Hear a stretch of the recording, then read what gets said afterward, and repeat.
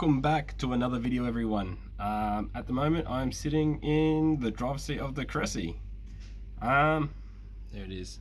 Still got ties in there from the last event we done.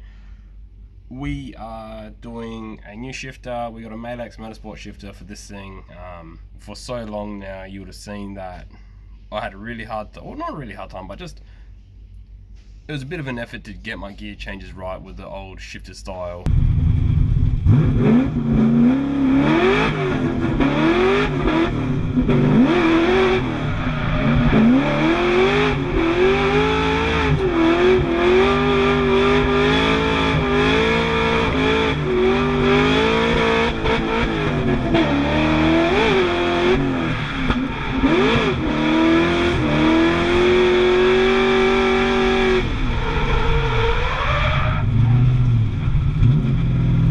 Over the years it just got more and more flogged out, and it was just, you know, the transition from say second to third, sometimes you get fifth or fourth to third.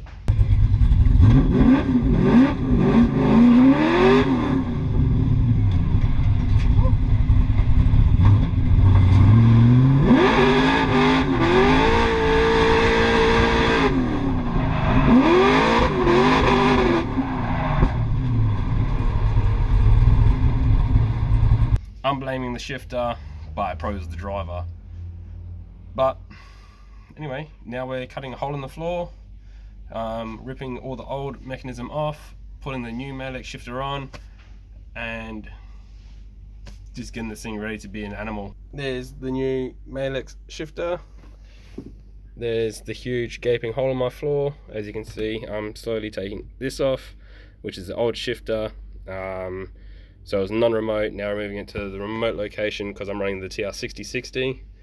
So my shifter now, instead of coming out of here and being all the way back here, will now come out from about here and directly up, as you can see, in between the seats, right there. It's gonna be sweet. So yeah, fingers crossed. All right, day two. So yesterday got the Malex Motorsport shifter in. These guys are Sydney based, I believe. Really good to deal with. Honestly, I messaged the guys at a ridiculous hour on Facebook just to, it's the only place I could really find much on their product. And yeah, look, they got back to me the same night, even though, like I said, it was a weeknight and it was stupid, well, not stupid late, but well and truly after business hours, let's put it that way. Had a few questions for them about measurements and all that sort of stuff, and what one of their kits would be best to suit the Cressida. Back and forth after a few messages, I ordered the shifter the next day, which would have been the Monday. That same week it rocked up. I now have it in my car. I've just got to do a few modifications to get it all done properly. Super happy with the customer service, you know, just being able to deal with the guys that are really patient and, you know, just, you know, took the time to actually deal with me, which is main reason why they got the sale. 2, how quick they got it to me. 3, the product is just, it seems so far so good. So yeah, I'll show you guys now. There's obviously the shifter there. Decent little shift knob. So I used to have a massive problem with obviously changing gears. Not massive, just, yeah, a bit of a problem. Now you can see first, second, third, fourth, everything's nice and short. So yeah, as you can see, I've got a massive gaping hole here. I'm gonna clean up the edges, make it a nice rectangle cut, and I've got some steel, leftover steel from another job I've done that I'll clean up, and I'll use the riv nuts. I'll yeah, go through, put a couple riv nuts in it, put that steel over, that'll be that joint, so that way this will all be, you know, removable without having to have the gearbox out and stuff like that, which will be, you know, handy as obviously.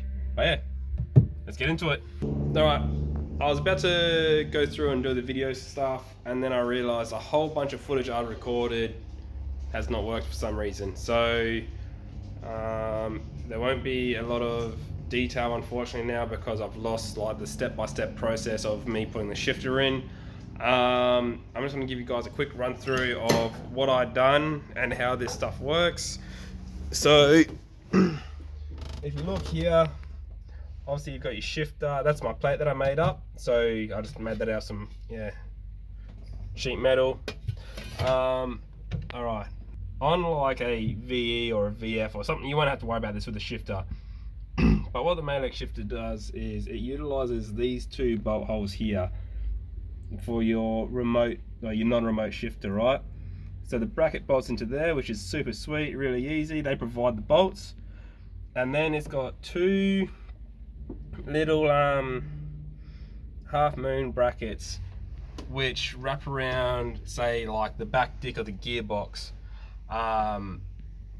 They're threaded, so you do up the thread, it pulls tight on the dick, and that's literally it. It's 4 bolts and the thing goes straight in. And then obviously the linkage or whatever you want to call it for the shifter. Yeah, and that's all it is. And then the 4 bolts which bolt the shifter to the bracket. But yeah, the thing should pump gears now, hopefully. Yeah, sorry there's not a lot of detail in this video, but like I said, unfortunately I lost a bunch of footage, which is shitty, but worse things have happened. We're going to have a lot of cool stuff coming soon. This is going to be taking the 32 out to X Park soon. I'll take the 32 out. Might be driving the Cressida in a couple of weeks. I'm not going to say too much just yet because I'm not 100% certain, but I reckon it might be coming out sooner than I expected. It won't be done, but I missed driving it too much not to drive it again. So hope everyone liked the video, and we'll see you soon.